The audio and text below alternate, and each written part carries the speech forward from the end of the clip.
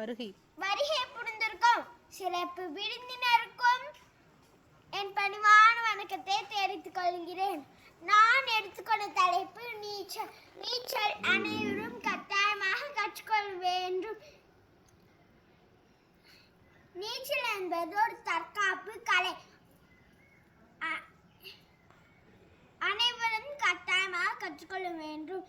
எனக்கும் நீச்சல் பிடிக்கும். நானும் விரைவில் கற்றுக்கொள்வேன்.